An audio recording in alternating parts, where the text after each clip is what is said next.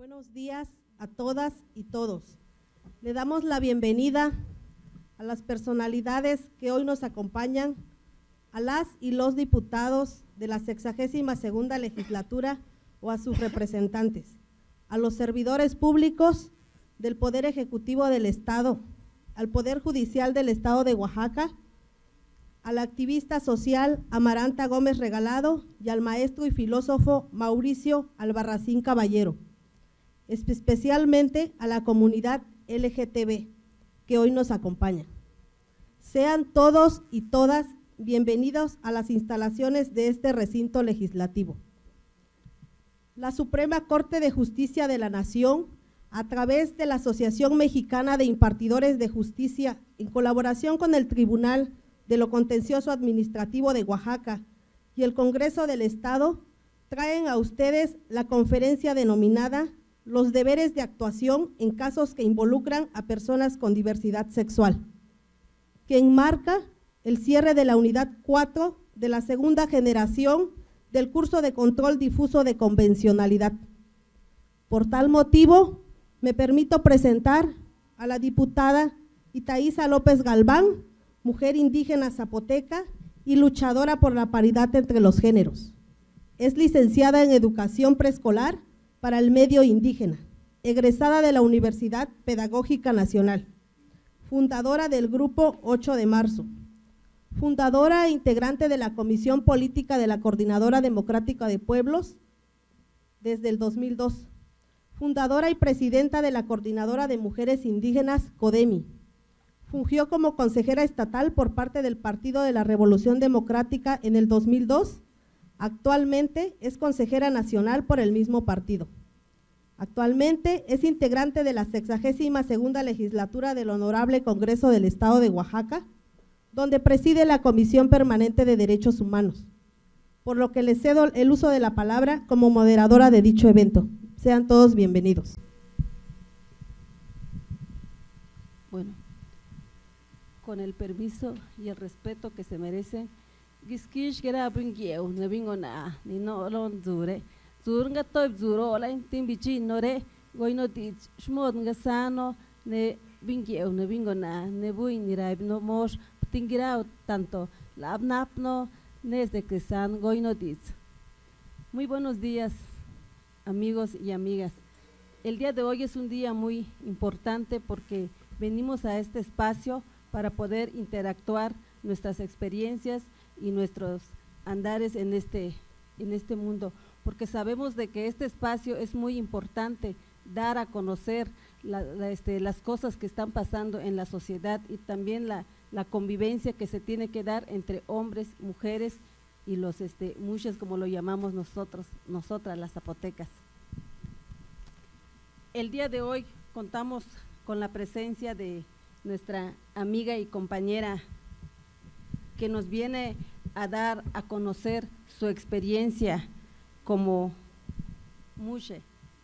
Amaranta Gómez Regalado, Mushe indígena zapoteca, originaria de la ciudad de Juchitán de Zaragoza, Oaxaca, México, activista social desde hace más de 15 años en el ámbito local, regional e internacional en el tema de salud, sexualidad, identidades de género ancestrales, derechos humanos y promoción cultural, fundadora del colectivo Vinilano AC, primera candidata Mushe a diputada federal por el expartido México Posible, reconocida por el IFE con el nombre genérico de Amaranta Gómez Regalado, integrante del mecanismo coordinador del país del Fondo Mundial para el SIDA en México, representante de la comunidad Mushe, actualmente secretaria regional Mushe para América Latina y el Caribe, coordinadora regional del Secretariado Internacional para los Pueblos Indígenas y Afrodescendientes. Ha brindado múltiples conferencias magistrales en diferentes partes del mundo, entre los que destaca el ¿de qué hablamos cuando hablamos de identidades genéricas indígenas o ancestrales? La experiencia Mushe como un detonador de un posible debate, miembro integrante del Grupo de Trabajo Indígena Internacional frente al VIH-Sida, con sede en Toronto, Canadá, e integrante del Comité Internacional de Perspectivas Indígenas sobre el VIH-Sida. Actualmente cursa el 7º semestre de la licenciatura de la carrera Antropología Social de la Universidad Veracruzana, Campus Jalapa, Veracruz, México. Pues con nosotros el día de hoy, pues nuestra compañera Amaranta, le cedo la palabra para que nos pueda compartir su experiencia de cómo ha visto esta comunidad, ¿no? Porque ella finalmente ha tenido una gran experiencia, no solamente a nivel región, sino a nivel estatal, a nivel nacional y a nivel internacional. Adelante, Amaranta. Muy buenos días, tengan todas y todos. Agradezco mucho a la Asociación Mexicana de Impartidores de Justicia por la invitación, por la oportunidad de compartir estas experiencias y las miradas con las que queremos proponer, analicemos juntos en dónde estamos con respecto al acceso a los derechos humanos de las personas LGBTI. A la magistrada Ana María Soledad por la invitación y esa llamada tan repentina en un punto que me sorprendió, pero que le agradezco muchísimo, por supuesto, y por supuesto a la diputada Itaiza por moderar la mesa, y en algún punto también el domingo de Ramos pasado nos encontramos en el Panteón y decíamos, hay que hablar de esto, hay que hablar y hay que reflexionar. Quiero proponerles que a partir del título que tiene la conferencia, que son los deberes de actuación en casos de que involucren a personas de la diversidad sexual, sí tenemos la… Ok. Sí.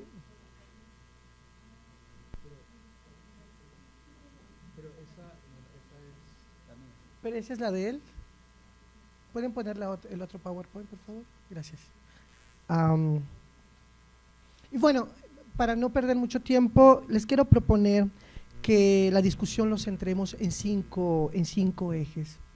Me parece que el ámbito de actuación con respecto a los derechos LGBTI tiene que estar mirado en principio de cómo la otredad, el otro o la otra, no signifique o no tendría que significar un reto para conocerlo y no por eso discriminar. ¿Puedes darle la siguiente, por favor? El segundo aspecto me parece, y ya metidos en el tema sobre la trayectoria de lo que ha implicado el acceso a los derechos, particularmente con el tema de matrimonio igualitario, vamos a hablar un poco lo de la esfera de lo jurídico y la trayectoria que ha tenido esto en los últimos 12, 13 años más o menos. El tercero es la esfera política. Quiero hablar sobre el caso Oaxaca y los fallos de la Suprema Corte. ¿Dónde estamos atorados? No solamente es un asunto de leyes, no solamente es un asunto de fallos de la Suprema Corte como órgano máximo de país que imparte justicia, ¿no? La cuarta esfera me parece que hay que hablar sobre en dónde estamos con respecto a la movilización social. ¿Cuál es la participación que estamos teniendo o no estamos teniendo? Un poco mi propuesta es hacernos una autocrítica como movimiento, como agrupaciones, como personas, como liderazgos, y ver cómo estas tensiones y estos conflictos de movimiento pueden significar un retroceso o dificultades para poder avanzar. Y finalmente, que me parece que mucho de lo que está centrado es que por más que tengamos leyes aprobadas, si no hay un cambio cultural en la estructura, en la forma de pensamiento como sociedad, difícilmente vamos a construir sociedades igualitarias, democráticas, que permitan una convivencia un poco más favorable, ¿no? Siguiente. Primeramente, decir cuáles son nuestras actitudes y percepciones sobre las desigualdades y las intolerancias en México. ¿Cuál es el estado de la cuestión? ¿En dónde estamos parados en México? Hay una encuesta del CONAPRED en el 2010 que nos dice, siguiente, 6 de cada 10 mexicanos piensan que la riqueza es lo que realmente divide a la sociedad, seguido de la política, de los partidos políticos y de la educación. Siguiente. Hay una pregunta interesante que se hace en esta encuesta, dice, ¿estarías dispuesto o no estarías dispuesto a permitir que en tu casa vivieran personas? Y son las personas homosexuales y las personas que viven con VIH en este país los que no podrían estar en estas casas. Siguiente. ¿Qué tanto se respeta o no se respetan los derechos de? Hay los grupos que no se respetan o se considera que no se respetan son los homosexuales, las lesbianas, indígenas, inmigrantes. Eso nos lo dice la estadística, no es un invento. Siguiente. Uno de los sectores importantes, y cada vez que decimos los jóvenes son el futuro de este país, es una panacea en realidad, cuando en realidad lo que estamos viendo es que discriminamos a los jóvenes por la preparación insuficiente, ¿no? Por la apariencia, que porque trae un aretito ya no hay posibilidad de emplearlo y ya no apreciamos la posibilidad de su capacidad. Y hoy cada vez más violencia es sinónimo a juventud en el terreno de cómo está el país, pues, ¿no? Siguiente.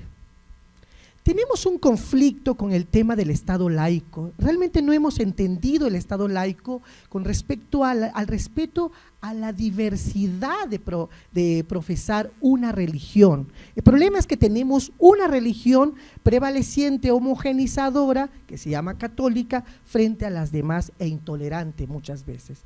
Y por tanto, el Estado laico es el respeto a la diversidad de creencias y a eso tenemos que apelar. Siguiente. Hoy en día todavía las mujeres siguen pidiendo permiso para ver por quién votar en este país. Todavía piden permiso para usar o no anticonceptivos. Y eso es terrible. Máxime cuando tenemos VIH, tenemos virus de papiloma humano que está sistemáticamente incrementado, embarazos no planeados, ¿no? Y bueno, de un matrimonio de 4 o 5 hijos se agrava mucho más, y máxime si está la pobreza y la situación del país como está. Siguiente, la situación de los niños me parece que es un tema que no le hacemos caso. No hay posibilidades de que puedan decidir hasta los 18 años y sin embargo hay una violencia sistemática. Siguiente. Un tema que me parece relevante y lo vivimos mucho en la región del Istmo es el tema de la migración. No se respeta o se respeta muy poco los derechos humanos de las personas indígenas. Es decir, pareciera ser que no son de este mundo, cuando solamente nos divide territorialmente un río. Y este marco jurídico inventado se olvida del ser humano. Y me parece que ahí es donde hay que regresar la mirada. Por fin se visibilizaron las mujeres trabajadoras domésticas en este país. O sea, porque las mujeres amas de casas porque no son pagadas, es el quehacer de su casa. Pero en el caso de las mujeres trabajadoras domésticas pasan por abuso, maltrato, humillación, discriminación. Siguiente. El tema indígena, la discriminación, la pobreza, el desempleo y esto que de la lengua, que implica un impedimento en muchos ámbitos.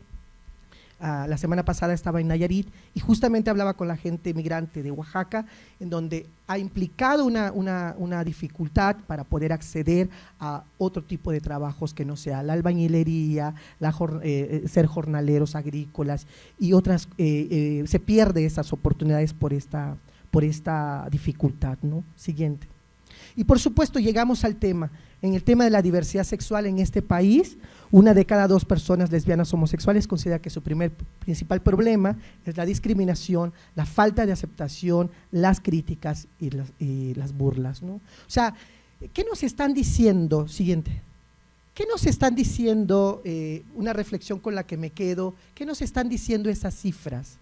Nos está diciendo la forma en que somos usted, ella, él, yo, cómo pensamos como mexicanos, cómo pensamos en Latinoamérica, y da para ver cómo estructuralmente tenemos que cambiar la forma de pensar, que el otro, antes de conocerlo, no signifique para mí la dificultad y implique una discriminación por automático.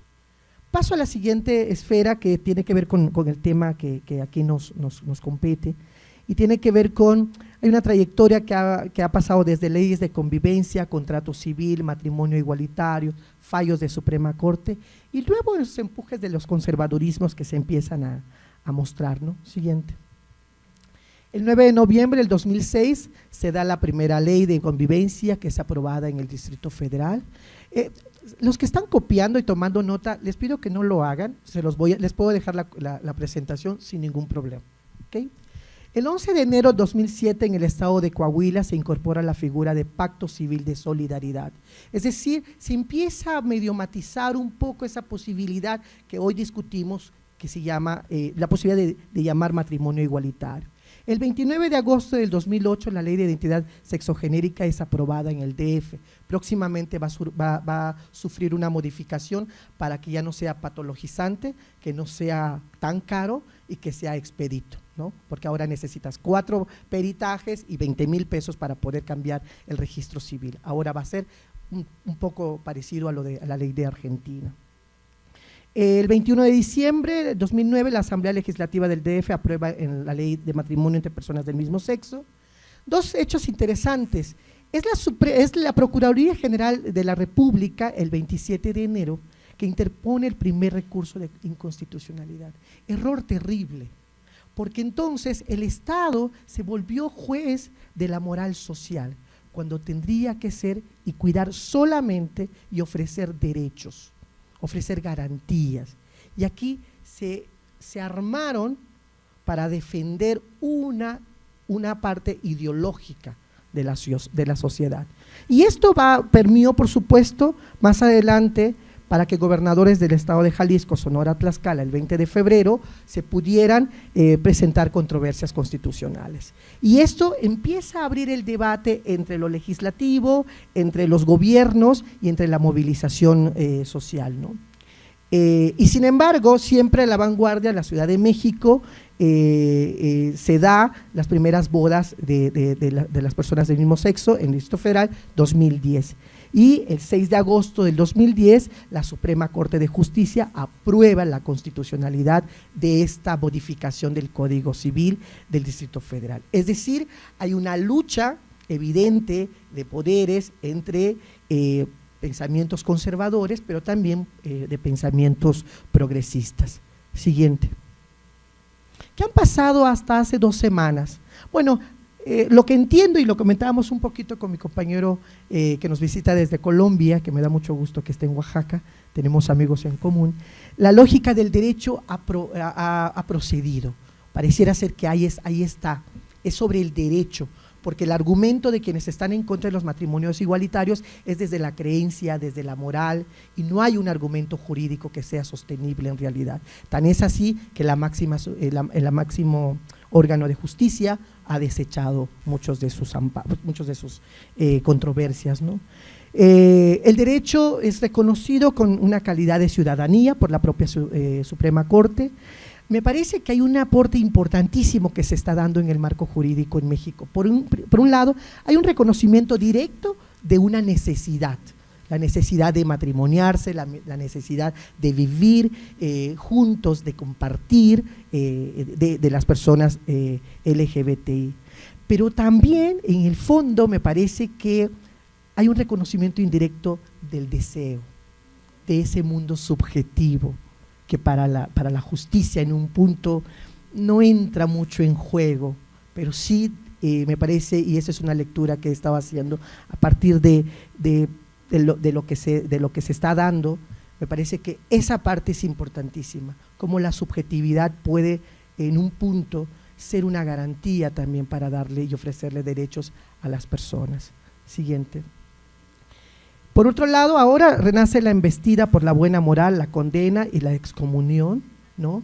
En el 2010, Juan Sandoval Íñiguez se lanza contra Marcelo Ebrard diciendo que era un maiciado, que había sido maiciado por las ONGs y por las agencias internacionales cuando se da los matrimonios en el DF. Y ahora, 2014, se ha creado la Comisión de la Familia en el Senado, encabezado por el PAN, ¿no? En donde van a vigilar que no avance más la agenda de las leyes de matrimonio y el tema de aborto. Y eso, en el caso de las mujeres, es muy importante estar pendientes de cómo se va a ir esto configurando.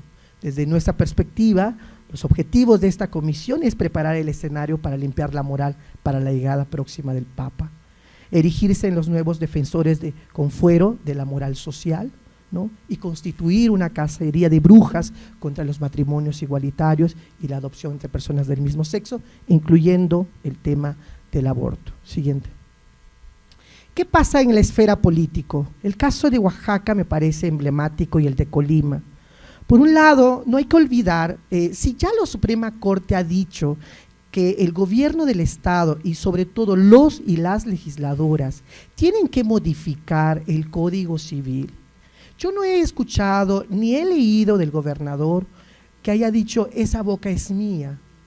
Yo no sé cuánto tiempo tiene que pasar porque si no, eso significaría desacato. Por otro lado, yo más que la parte jurídica, yo analizo la parte política. ¿Y qué es? Este gobierno llega en una alianza entre izquierda y derecha, agua y aceite.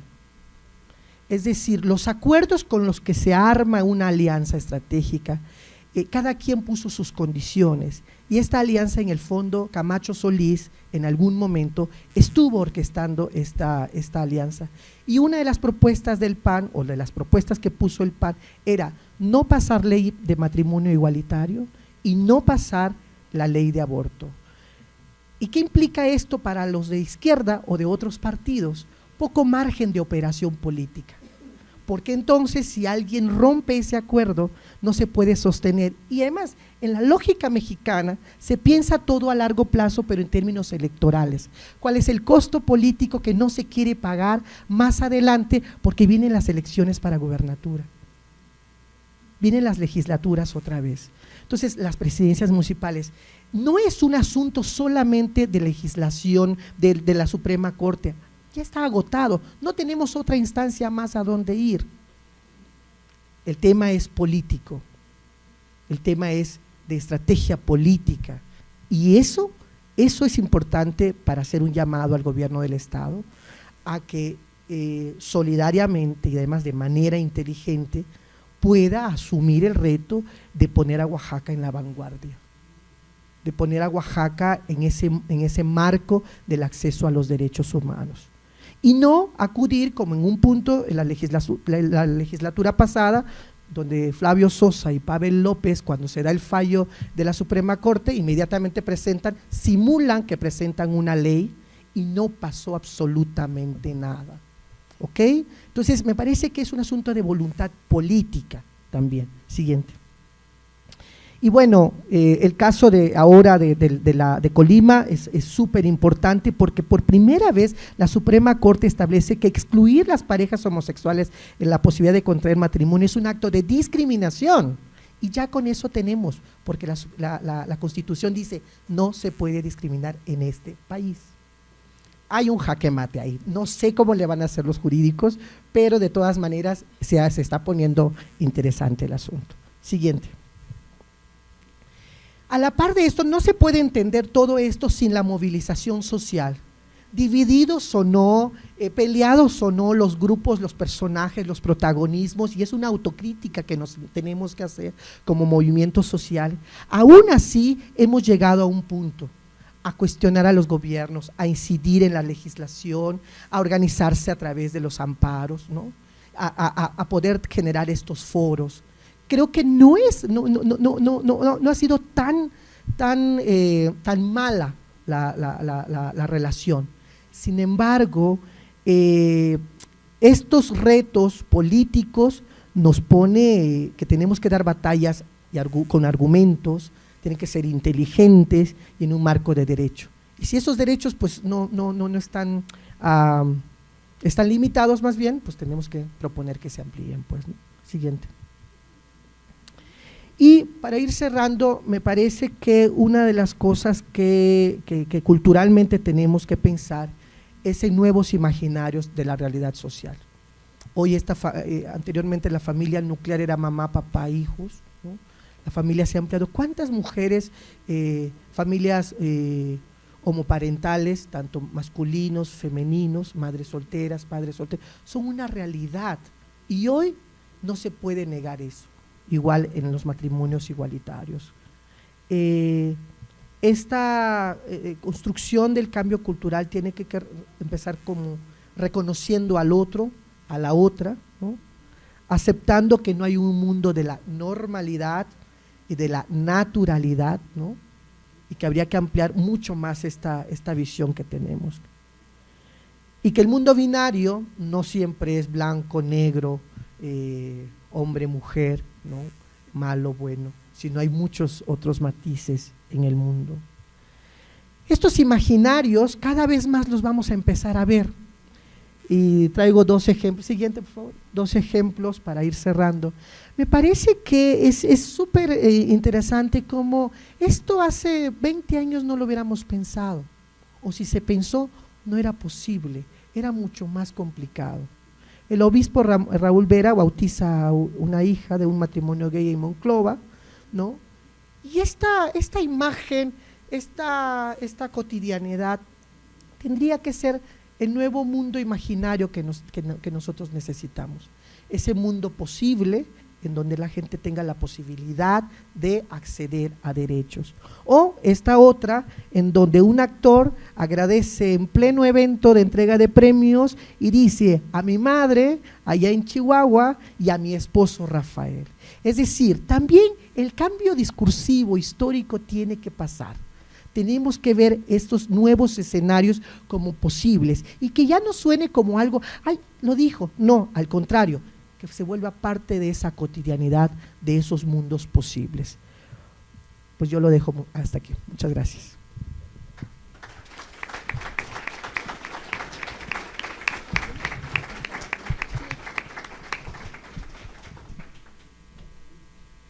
Bueno, creo que hoy tenemos el privilegio de escuchar a Maranta. Yo las invito para que se vayan formulando sus preguntas al final de la exposición de nuestro compañero Mauricio. Vamos a iniciar con las preguntas.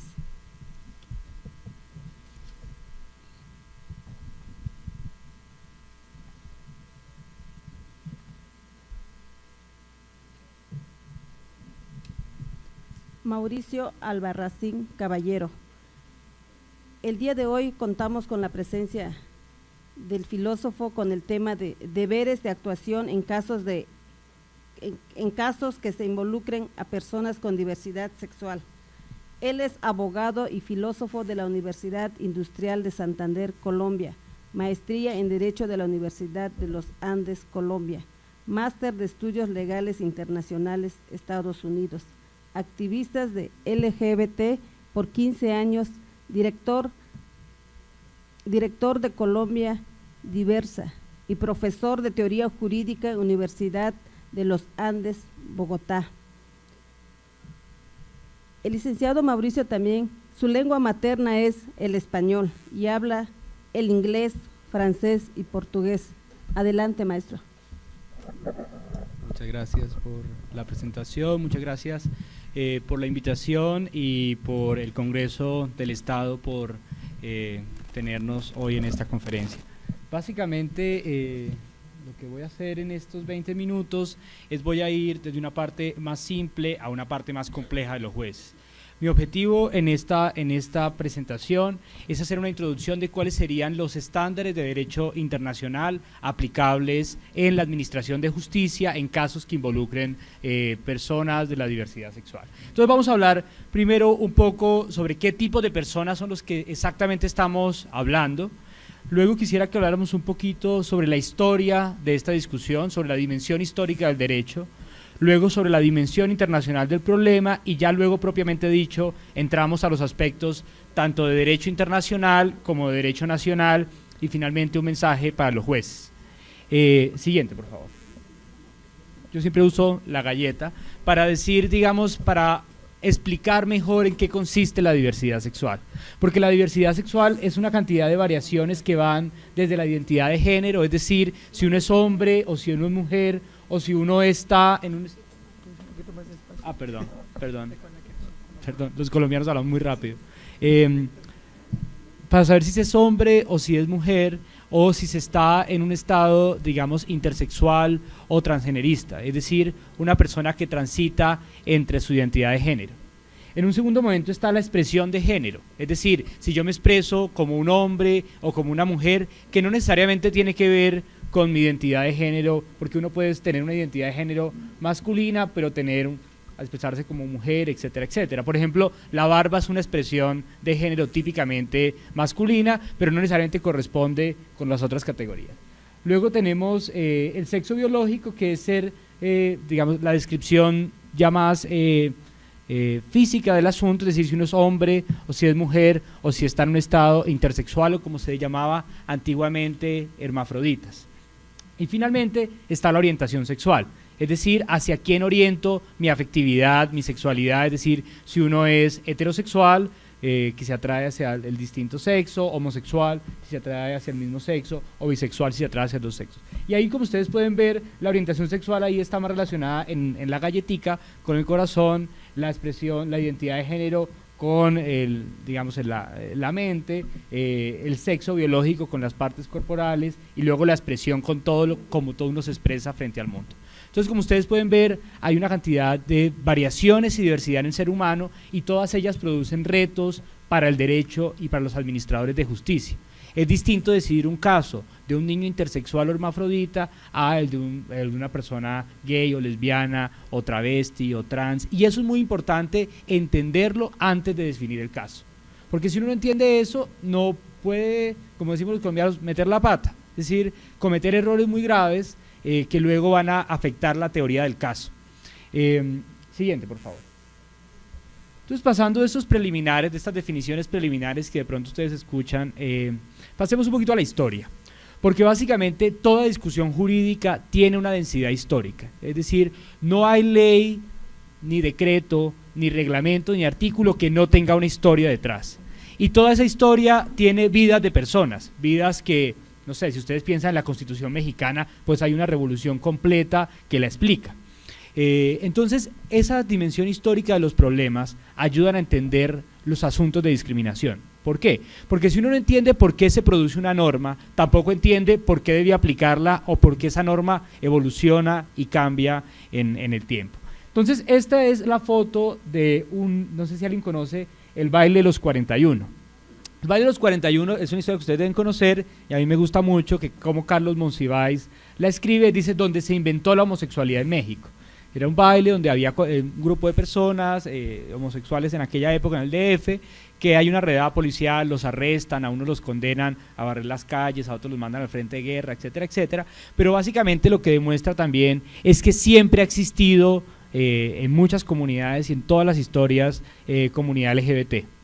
Y esa existencia ha reclamado derechos, y ha reclamado visibilidad, y ha reclamado su lugar en el espacio público. De hecho, hace poco también me contaron la historia de los 108 en Paraguay, de cómo en Paraguay también hay una historia parecida a esta, o como por ejemplo en Colombia tenemos historias parecidas, o en los Estados Unidos hay una historia muy famosa que es con la que se celebra el Día del Orgullo Gay, es cuando hay una redada en un bar y hay un enfrentamiento entre las travestis y los gays y la policía, y empieza esto del orgullo gay el 28 de junio, etcétera, etcétera. ¿Y por qué quiero que pensemos en la historia de un problema? Porque la historia ayuda a resolver los casos. Y siempre que, como los que son abogados o impartidores de justicia saben que lo primero que uno hace con un caso es reconstruir la historia, reconstruir los hechos relatados de forma organizada, cronológica, detallada, etcétera, etcétera. Y yo quiero que pensemos cuál es la historia de la discriminación, y como yo no soy mexicano, pero ustedes sí deben tener esta historia mejor retratada. Ahora, esta historia no es solo local. Siguiente, por favor. Esta es una imagen de una esquina de Berlín donde en la parte de arriba ven un bar que se llama El Dorado, una discoteca que se llama El Dorado. El Dorado era una discoteca gay en los años 20 en Berlín. Cuando llegan los nazis expropian El Dorado y lo vuelven la sede del partido nazi. Bueno, por cierto, Colombia también le dicen El Dorado, por eso también me gusta mucho esta analogía. Y lo que es interesante es que las historias locales también se repiten en otros contextos. Es decir, esta forma de discriminación es una forma de discriminación que incluso tiene dimensiones transhistóricas, es decir, pasa en distintos contextos, pero más o menos con unas similitudes. Siguiente, por favor. Entonces, después de esta dimensión histórica del problema, quiero invitarlos a pensar una dimensión geográfica del problema. Si ustedes ven, ahí ahí está el mapa del mundo con unos colores. ¿Qué notan del continente americano? A ver, algún voluntario. Está en color gris y tiene poquitos colores rojos. Ahora, ¿qué notan del continente africano? Muy amarillo, muy rojo, muy violeta. ¿Y qué notan de Asia? Y como que también no sabe, no responde en alguna parte, como no está como muy blanco. Esto más o menos es hoy el mundo. Si ustedes ven un mapa del mundo sobre derechos LGBT, es como si fuera un apartheid. Es decir, hay lugares donde personas lesbianas, gays, bisexuales y trans pueden ser humanos y otros donde no. Y esto se parece mucho a la segregación racial que ocurría en los Estados Unidos, o al apartheid africano, o a los derechos indígenas, etcétera, etcétera. Ustedes ven, las partes grises es, digamos, donde las cosas están más o menos bien, no es un paraíso, pero lo que pasa es que la otra parte está aún peor, y la parte que está roja y naranja, la parte roja es donde realizar actos homosexuales da la pena de muerte. La parte naranja es donde da muchos años de cárcel. La parte amarilla es donde hay leyes que prohíben o castigan la orientación sexual y la identidad de género. Las partes púrpuras son de ahí donde hay leyes contradictorias, y las partes donde están en blanco, por ejemplo, ustedes pueden ver China, es donde, o por ejemplo algunos países suramericanos, donde no hay ni leyes que penalizan ni leyes que protegen. ¿Por qué les muestro este mapa? Porque cuando uno mira la geografía también de los problemas, se empieza a dar cuenta cuál es su propia geografía. O sea, si ustedes hicieran hoy un mapa de México con estas mismas características, uno podría pensar, bueno, tal vez el DF esté más gris, tal vez otros estados estén no rojos, pero digamos tirando a rojitos. Pero esto es interesante porque la geografía nos ayuda a entender el problema jurídico. Y por qué en las Américas estamos teniendo un proceso muy interesante que ustedes ven como región, es la región que está siendo la más vanguardista en derechos LGBT del mundo. Y de hecho, y aunque ustedes no lo crean, porque cada uno siempre habla más de su país, México es de los países más vanguardistas en este tema. Y México está produciendo las cosas más interesantes desde el punto de vista del derecho, que de hecho los latinoamericanos leemos con mucho interés. Entonces, ahora, pensemos por qué a una persona homosexual la quieren matar. ¿Cuál sería una razón para que uno quiera matar a otro ser humano? Odio, ¿qué más? Intolerancia. ¿Y de dónde viene ese odio y esa intolerancia? Del miedo. ¿Y el miedo a qué?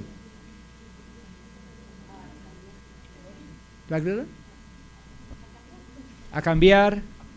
Es a una imagen que uno tiene sobre alguien. Es decir, uno se imagina a alguien, no sé, como se imaginaban los judíos, que los judíos comían niños, que mataron a Jesucristo, etcétera, etcétera, etcétera. Y ese asunto, siguiente por favor, es lo que uno podría llamar un estereotipo. Es decir, los estereotipos tienden a falsear la realidad sobre las cosas. Entonces, por ejemplo, uno dice, no, es que Colombia es muy violenta y trafica con cocaína. Entonces, a partir de ese estereotipo, la gente desarrolla una idea sobre los colombianos, que todos los colombianos tenemos una paja de cocaína en el bolsillo. Y a partir de esa relación, uno construye la relación con, digamos, en este caso, con el colombiano.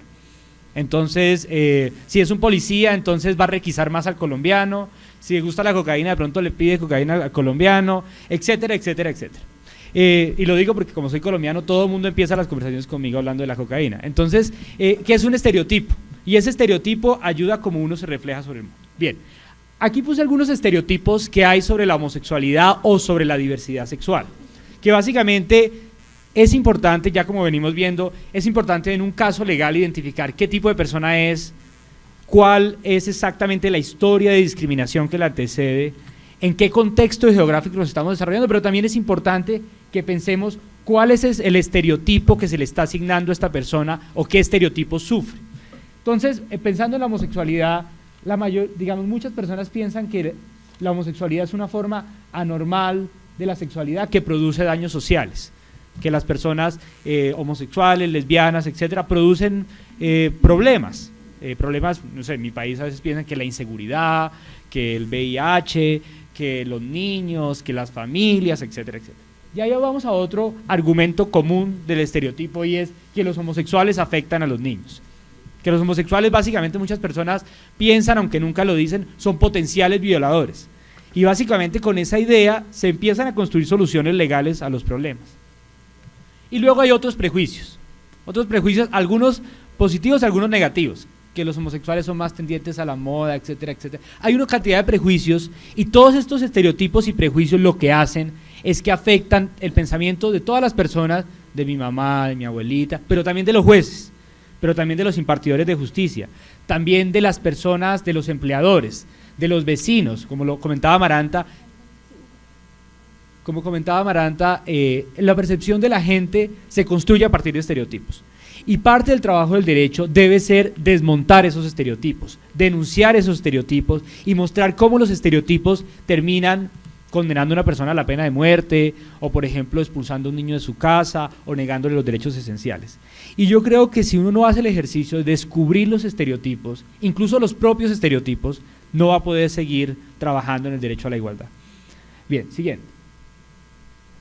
Con esta pequeña, digamos, introducción, ahora sí quiero pasar al tema propiamente dicho del derecho internacional y del derecho nacional.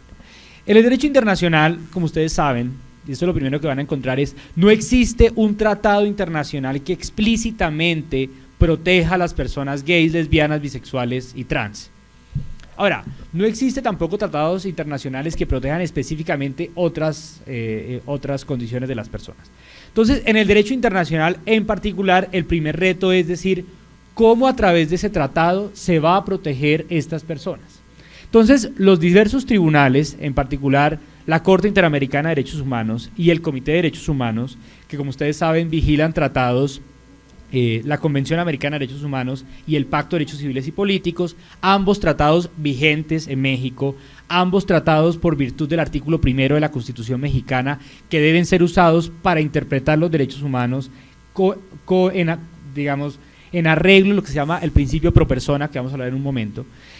Entonces, ambos tribunales han tenido el reto, tanto el comité como la corte, de determinar si la orientación sexual y la identidad de género están o no protegidas por los tratados.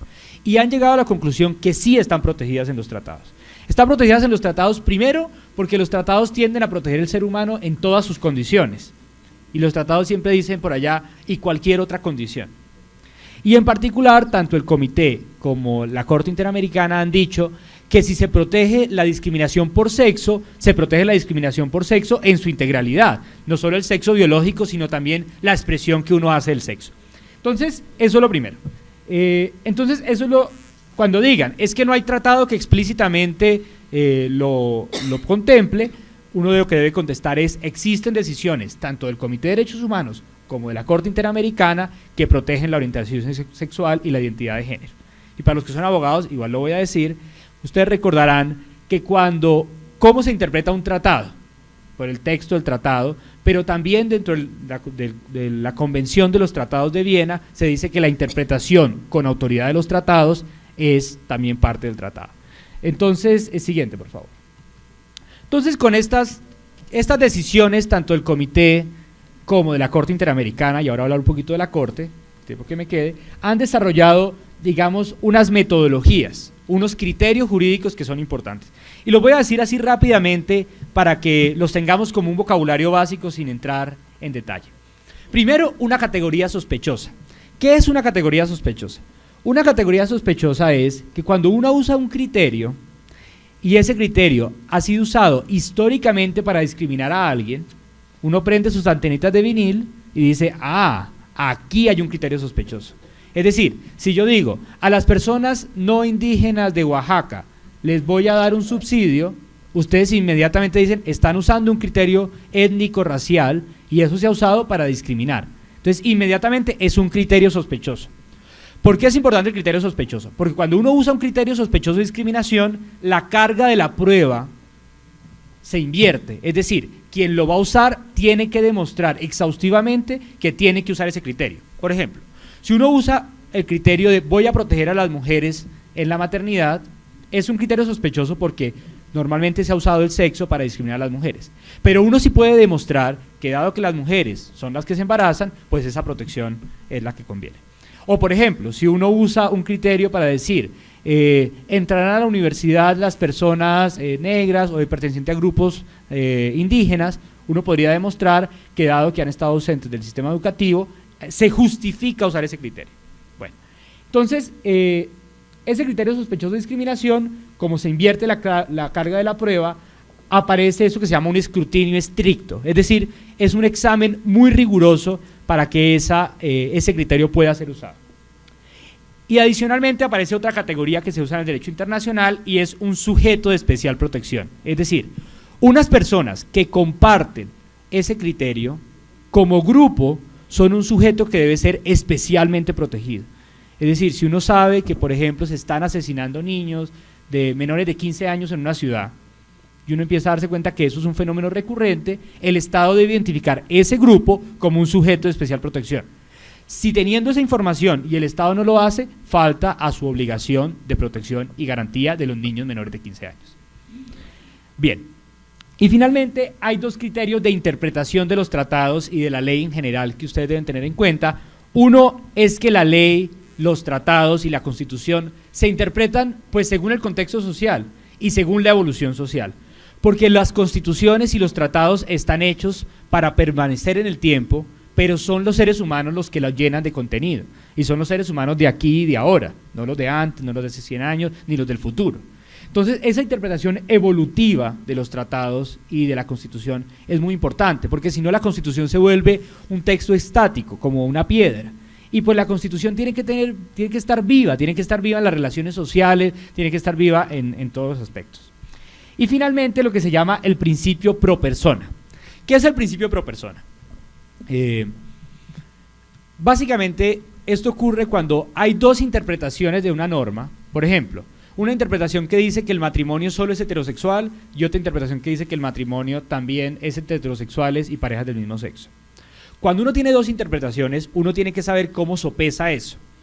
Y lo que dice la interpretación pro persona es, uno debe preferir la interpretación que proteja mejor y más a las personas. Entonces, si no se usa la interpretación pro persona, uno puede correr el riesgo de cometer graves injusticias, porque va a preferir interpretaciones más restrictivas de los derechos. Y los derechos, como ustedes saben, pues son expansivos, es decir, uno quiere que haya más derechos para más personas en general. Entonces, estas son las técnicas que en el derecho internacional se han usado más comúnmente. Ahora bien, siguiente.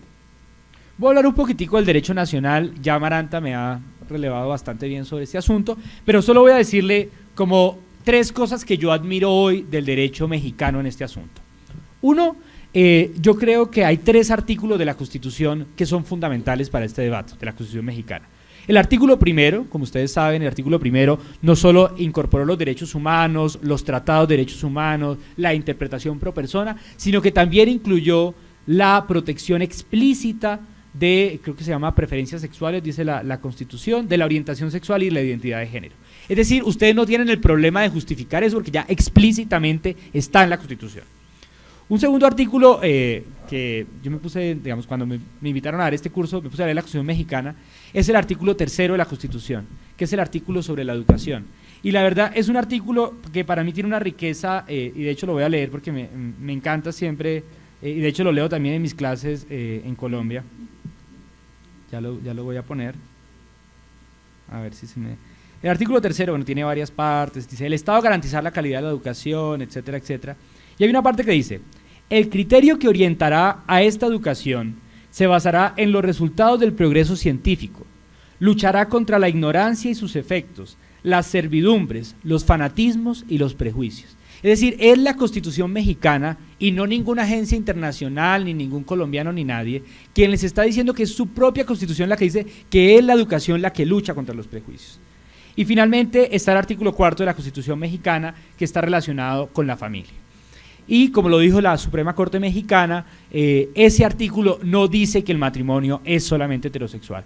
Dice que el hombre, creo que dice el varón y la mujer tendrán iguales derechos y responsabilidades. Y si ustedes ven, luego el artículo empieza a decir, toda persona tiene derecho a decir el número de hijos, toda persona tiene derecho, de hecho la única parte donde dice una familia es una familia para tener una vivienda digna, dice la Constitución mexicana. Y eso me parece admirable de la Constitución mexicana, porque es una Constitución que tiene una textura neutra y abierta a los derechos de lesbianas, gays, bisexuales y transgeneristas. Y lo segundo, ya para terminar, es la Suprema Corte Mexicana está construyendo una doctrina increíble relacionada con derechos LGBT. Es decir, las últimas sentencias de la Suprema Corte son decisiones que son mejores que las de Estados Unidos, mejores que las de Brasil, mejores que, solo comparable con la de Sudáfrica. ¿Por qué? Porque está protegiendo el matrimonio entre parejas del mismo sexo como una protección, tanto del artículo primero como del artículo de la protección de la familia, y está integrando tanto el derecho internacional como el derecho comparado. Es decir, la Suprema Corte llegó un poquito tarde al debate, pero llegó como un estudiante muy aplicado, es decir, está haciendo bien la tarea de protección. Y yo creo que lo que está sucediendo en el estado de Oaxaca y en otros estados mexicanos es realmente un progreso para México. Ahora, finalmente, bueno, ahí va una evolución que ya me paso.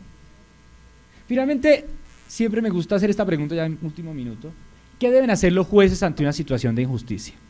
Y yo siempre pongo ahí a dialogar, digamos, tres grandes filósofos, un poeta, uno religioso y uno propiamente filosófico.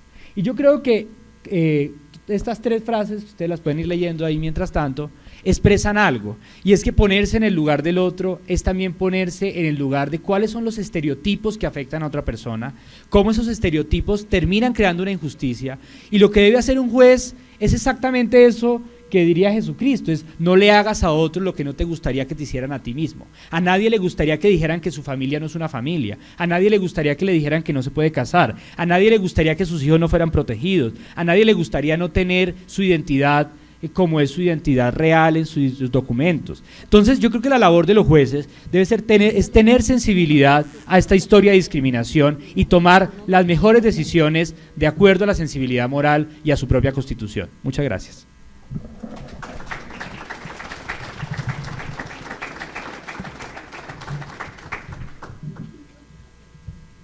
Continuando con esta conferencia, pues yo invito al público presente para que puedan iniciar con las preguntas, y lo único que es que se aclare hacia quién va dirigido esta pregunta, si hacia Amaranta o al filósofo Mauricio.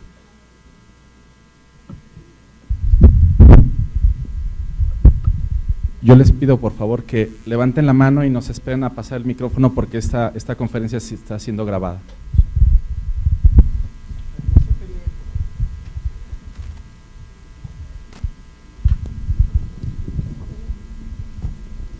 ¿No hay preguntas?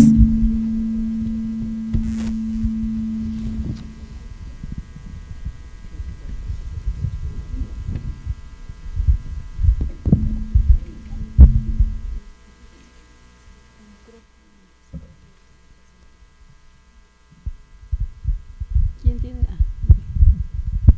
Muy buenos días.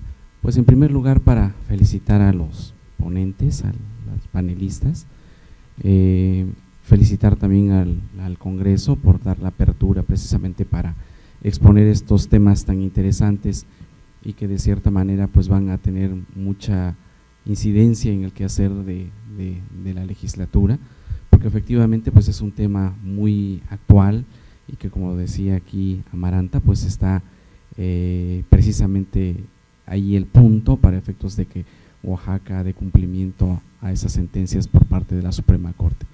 Creo que es un tema debatido no solamente en Oaxaca, sino a nivel nacional y a nivel internacional, pero se me hace muy importante que se agoten estos foros y que se dé la apertura precisamente a toda la sociedad para que nos involucremos todos y nos volvamos empáticos en estos temas.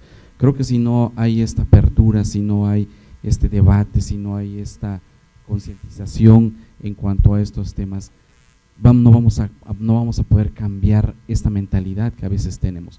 Creo que precisamente esto es lo que hace enriquecedor este momento, es lo que hace plausible esta conferencia, porque nos da la apertura y nos da la inquietud de involucrarnos y seguir un poquito más en este tema y poder en dado momento también nosotros cultivarnos más, involucrarnos más para efectos de pues también en nuestras actividades poder tener conocimiento de esto. Pues muchas gracias por sus aportaciones y felicidades a los tres. Agradezco la invitación que me hicieron, extraordinariamente interesantes los puntos de vista. Siempre es muy interesante conocer al ser humano. Tal vez la antropología filosófica es una de las pasiones que he tenido en mi vida, y siendo el ser humano tan difícil de interpretar y con tantas maneras de ver las cosas, y cada quien lo ve desde un punto de vista. Por ejemplo, aquí en el salón les digo a mis amigos, en este salón yo lo que veo es conferencia itinerante de un curso. Ustedes me van a decir, no, es lo que está allá atrás, y estamos en el mismo salón. Lo que pasa es que la perspectiva es totalmente diferente de acuerdo a los hechos de la educación, como mencionaban, desde el principio, en el núcleo social. Nosotros somos evidentemente sociales, y desde el principio siempre nos hemos reunido en circunstancias sociales y hemos creado las sociedades. Ahora, tristemente, las leyes aparecen después de la necesidad, no se anticipan. Primero está la costumbre, primero está el hecho, y después está la ley. Entonces, esta es la evolución que ha consistido en todo el tiempo. Ahora, los puntos de vista diferentes enriquecen. Todo mundo tiene derecho a expresar su punto de vista. Esto, pues lo dijo Voltaire hace unos años, ¿sí? Defenderé con mi vida el derecho a que expongas, ¿sí?, tus ideas. Ahora bien, desde el punto de vista de bioética, los 4 parámetros que rigen, ¿sí?, la bioética es la justicia, no maleficencia, la beneficencia y la autonomía. Esto es aplicable a cualquier parte o a cualquier sentido de la vida, y muy especialmente cuando estamos hablando de bioética clínica. Desde este punto, él comentaba aquí con el señor magistrado que lo más importante es la educación. Lo que yo no puedo cambiar es la interpretación, pero mi deber es educar. Y les vuelvo reiteradamente a dar las gracias, porque hoy, una vez más, he aprendido. Gracias.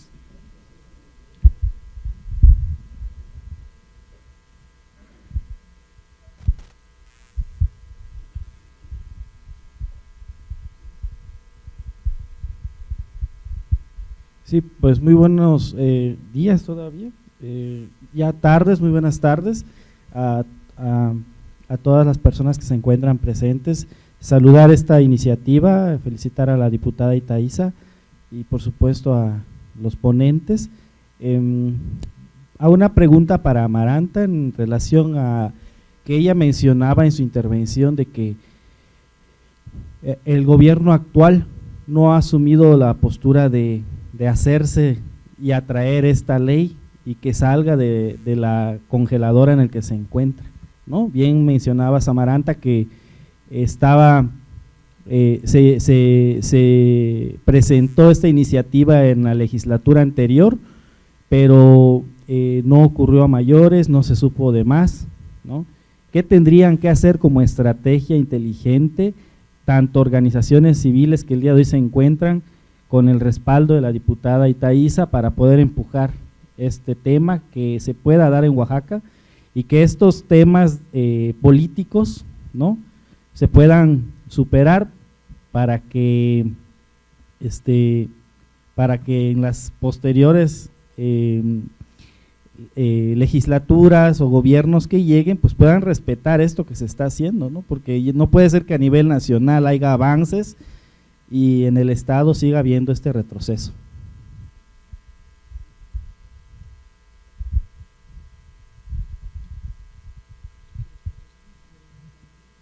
¿Alguien más quiere hacer uso de la palabra?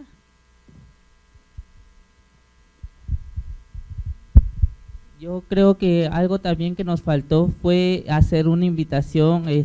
Agradecemos la presencia de los medios de comunicación, pero siento que nosotros como los medios de comunicación tienen el deber de derribar los prejuicios morales y sociales que hemos construido a lo largo de la historia y no reforzarlos.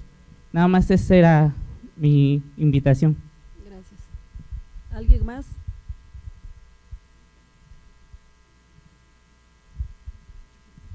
Bueno.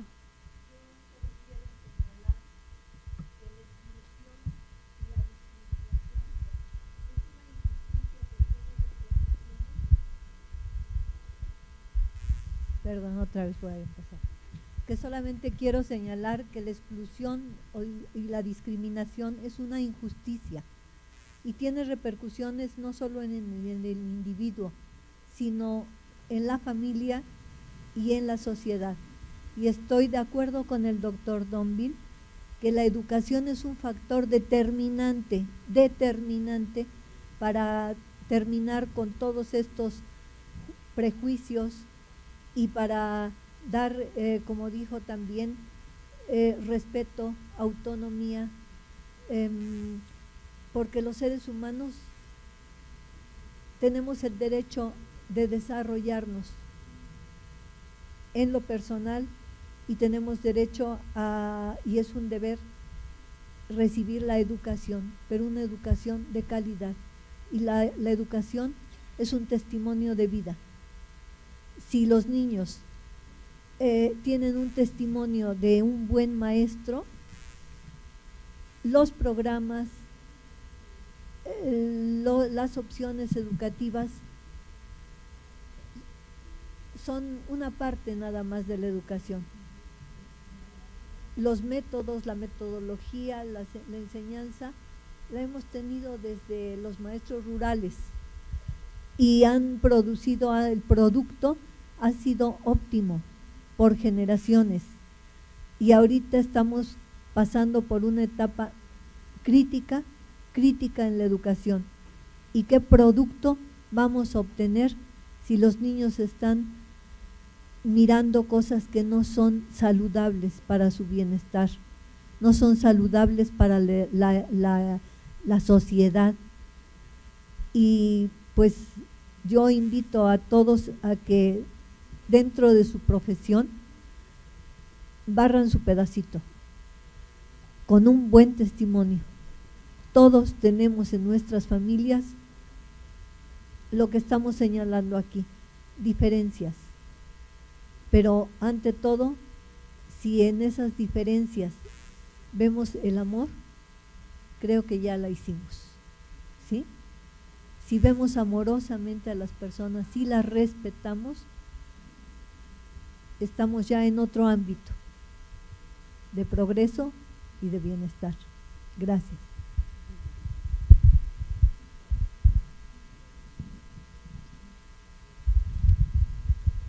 ¿Alguien más quiere hacer uso de la palabra? Sí, Pita. Buenas tardes. Quiero hacer una pregunta que viene muy a propósito de la temática y que tiene que ver con la determinación del Partido Acción Nacional a nivel nacional de crear una comisión para la protección de la familia en la que le da un golpe y asesta realmente un golpe muy fuerte a toda esta lucha que se ha venido dando y a los avances que se han tenido a nivel nacional respecto a pues a todo el respeto a las diferencias sexuales. Entonces quisiera saber cuál es el punto de vista de ustedes como mesa respecto a esa postura de Partido Acción Nacional y qué se tendría que hacer para pues poner un freno a esto que parece ser la vuelta hacia atrás después de las conquistas que se han logrado. Gracias. Guadalupe Ríos. ¿Alguien más? Bueno, hay unas preguntas que son para Amaranta. Le voy a ceder la palabra para que podamos avanzar en este tema. Me parece súper importante cuando el doctor Enrique Domi ha hablado sobre estas 4 categorías y yo me quedaría con esta idea de lo individual y sin embargo, cierto que nuestros procesos subjetivos podemos estar decidiendo cotidianamente desde lo individual, pero también somos un constructo sociocultural, y en todo caso eso nos va determinando en un punto nuestras preferencias, nuestros gustos y nuestros sueños incluso. Pero sí creo que una de las formas, y coincido perfectamente por lo que han dicho en el tema de la educación, pero no entendida esta en el aula solamente. Ahora que hablaban de la educación, me recordó a una tía mía, hermana de mi padre, me recuerda a mi vecina que vende la tortilla, pregunta, bueno, ¿y por qué se quieren casar los gays? Y mi abuela, y mi tía hace como 20 años decía, yo te voy a operar, yo te voy a casar. En algún momento le llegaba la información a ella, pues, ¿no? Entonces, los procesos de educación me parece que ayudan, pero no una educación vertical, ¿no? Patriarcal, binaria, blanco-negro, de un solo lenguaje, sino más bien una educación institucionalizada, sí, pero con un nivel de apertura para reconocer esta otredad, esta riqueza de lo otro y de la otra. Pero además, y creo que es mucho del trabajo que la sociedad civil ha hecho, es el trabajo del día a día, de esta educación cotidiana. Lo hemos visto con la doctora Gabriela años con el tema del VIH-Sida y bueno, hace que 15 años decíamos que no teníamos un Capacit, por ejemplo, y bueno, la movilización social, hoy tenemos calidad en el servicio, por ejemplo, y eso habla de educación. Y me parece que en estos ámbitos también tiene que ver con este asunto de la educación, pero justamente la educación se tiene que dar en un primer paso, informándose. Y yo creo que con eso lo vinculo a esta agenda legislativa. Me da mucha pena muchas veces, me encanta el orgullo que expresa nuestro amigo colombiano sobre nuestras leyes, pero también tenemos lo otro. Tenemos también diputados que votan al cuarto para las 12 de la noche, sin ningún conocimiento básico de lo que están votando. Y de repente tú dices, ay Dios, ¿por dónde le entro y con qué me como eso? Porque no se habla de una sola acción, se habla de decisiones políticas que impactan en la vida individual y colectiva de nuestra sociedad. En ese sentido, creo que uno de los retos importantes, y lo voy vinculando con qué haría, lo que preguntabas Humberto, qué se tendría que hacer. Me parece que los legisladores en este campo, invito a la diputada Etaísa, la reto, a que podamos juntos, sociedad civil, gobierno y legislatura, alguien decía no, que esto no se quede aquí. ¿Cómo trascender lo otro? ¿Cómo asegurar que los que están discutiendo allá conozcan de lo que se dijo? Hay que hacer un panfletito después de las presentaciones, mínimas cosas que se dijeron, hay que compartir la información.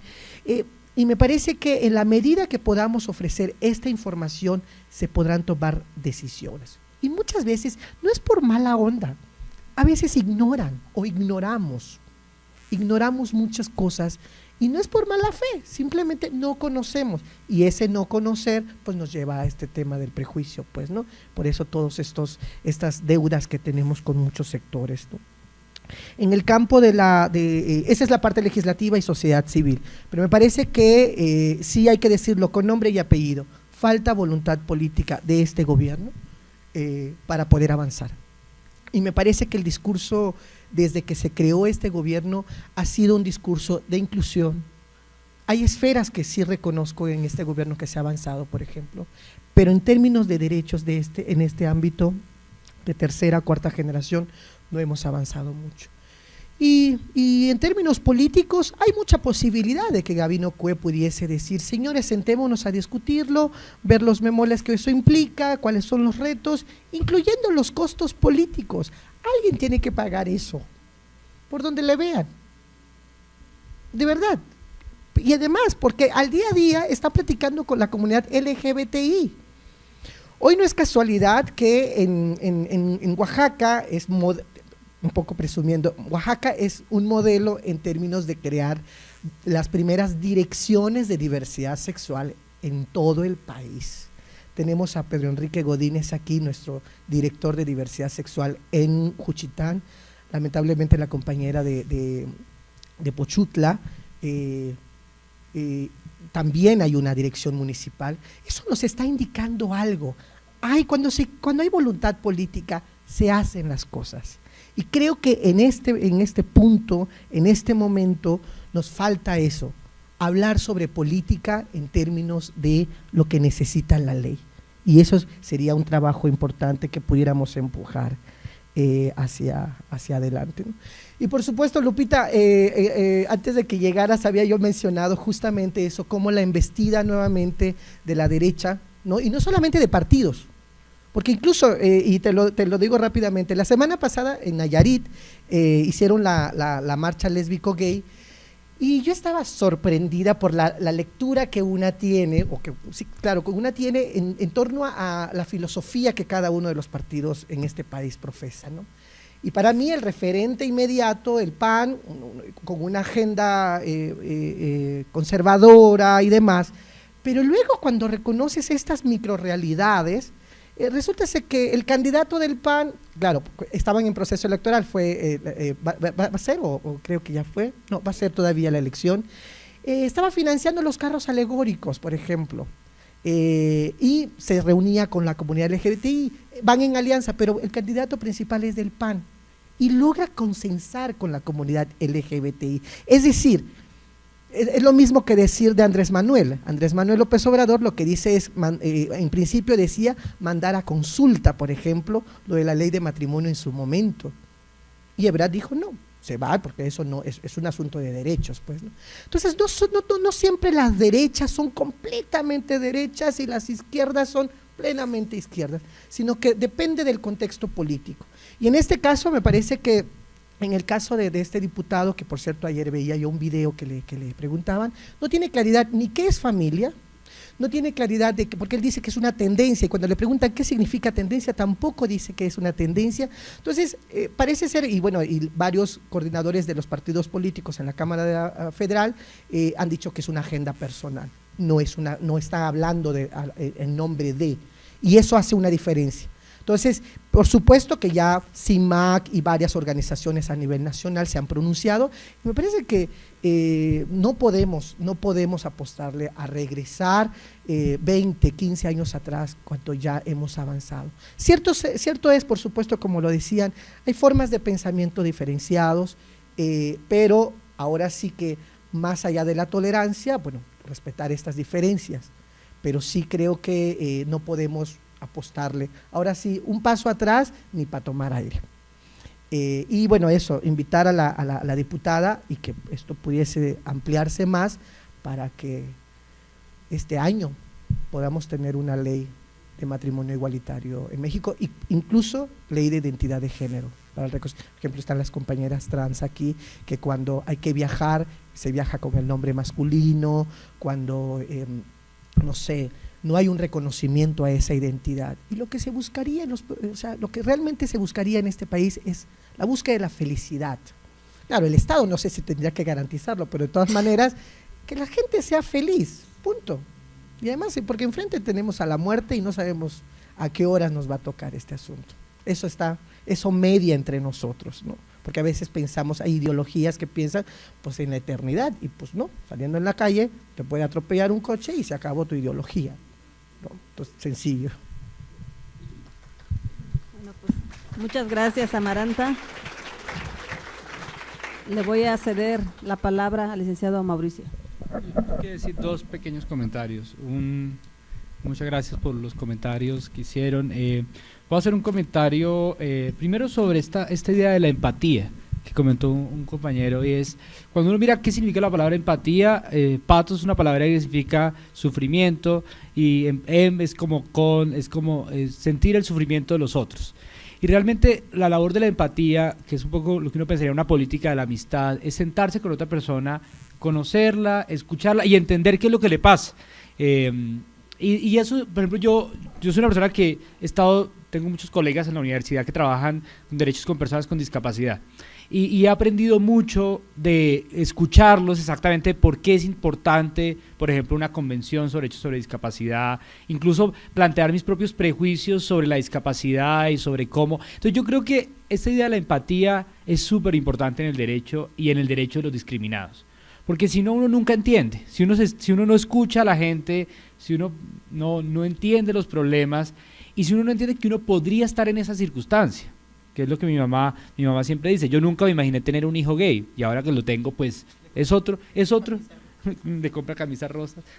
Entonces eso es importante. Ahora, yo vengo de una familia muy católica, extremadamente católica, y yo ya no soy creyente, pero en esos diálogos que siempre tengo con mi familia, yo siempre recuerdo dos cosas. Uno es, ustedes recuerdan la parábola de la mujer adúltera, que la mujer adúltera, según la ley judía, tenía que ser lapidada con piedras, y entonces hay un grupo que está a punto de lapidarla y es donde llega Jesucristo y dice, el que esté libre de pecado, que tire la primera piedra. Y eso significa también un cambio. Si ustedes ven, esto es una interpretación de la ley judía, es una interpretación evolutiva de la ley. Si uno ve como un hecho histórico, hay una interpretación de la ley, es decir, esa ley es una ley absurda, y hay leyes absurdas en el mundo, tanto en la religión como en el derecho, etcétera. Y el otro que es muy importante de la tradición cristiana es el Sermón de la Montaña, cuando dice Jesucristo, bienaventurados los que sufren a causa de la injusticia, porque ellos será el reino de los cielos. Y digamos, no estoy catequizando a nadie, pero lo que quiero decir es, existe en las religiones un mensaje de que discriminar es una injusticia. Y yo creo que eso existe en varias religiones, también existe en el Islam, también existe en todas las religiones y en todas las culturas existe una base ética en que despreciar a la gente por su diferencia es un problema, porque eso nos permite estar juntos. Eso es lo primero. Lo segundo, sobre la política y el derecho.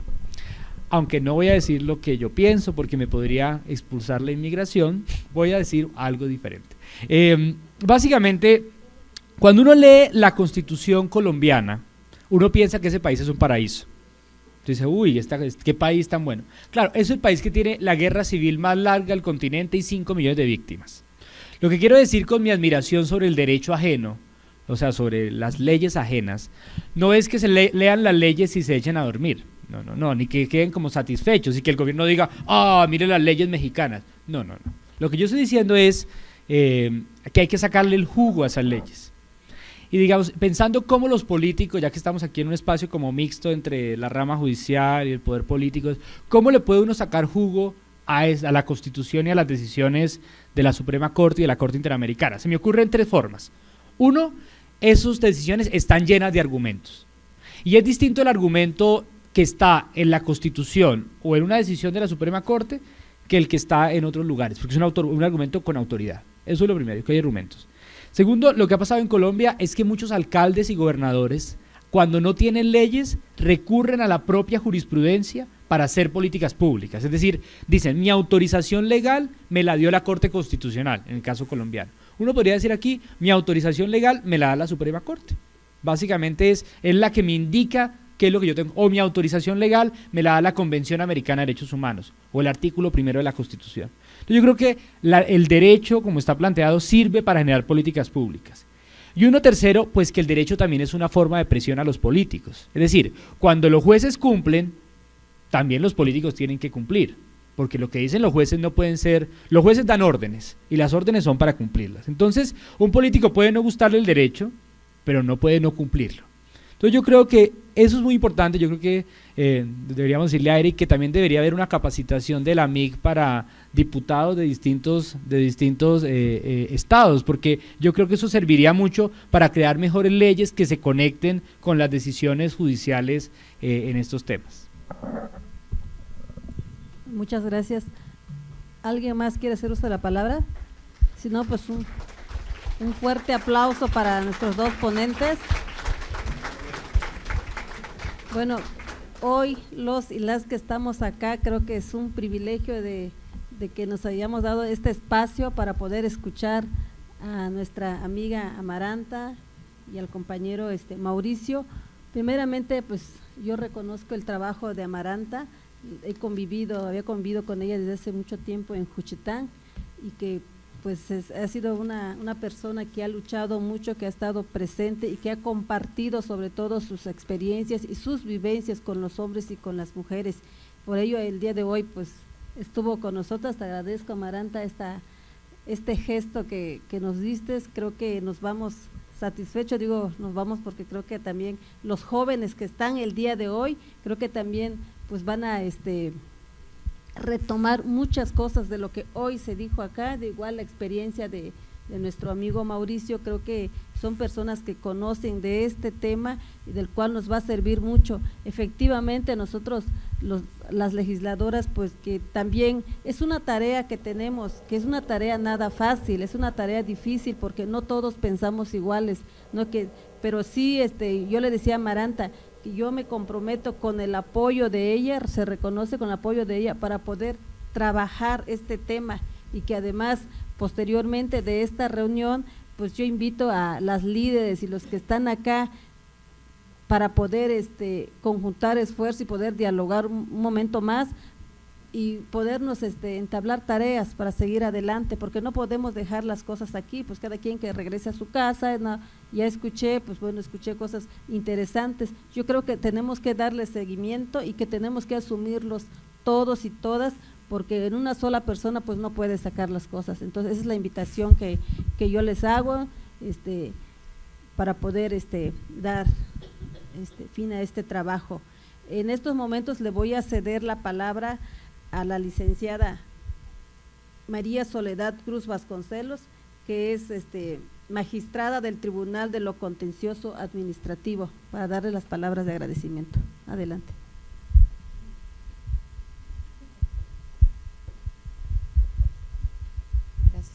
Bueno, únicamente aquí con la venia de mi presidente del Tribunal de lo Contencioso Administrativo, que formó parte de esta convocatoria, agradecer a la Asociación Mexicana de Impartidores de Justicia por haber hecho este evento, habernos traído a dos grandes líderes internacionales sobre los derechos de personas con diversidad sexual, que hemos aprendido mucho. De verdad, muchas gracias por estas aportaciones. Como juzgadora, quiero decir que quedamos pues bien motivados para tener mucho cuidado, dejar de ser jueces cuadrados, poder distinguir cuando una persona es discriminada. La Suprema Corte de Justicia ha emitido un criterio, una tesis sobre precisamente el escrutinio estricto para poder diferenciar cuando existe discriminación. Así es que nosotros nos vamos con esta motivación. Creo que podemos comprometernos a trabajar sobre este tema de la discriminación al interior de los tribunales.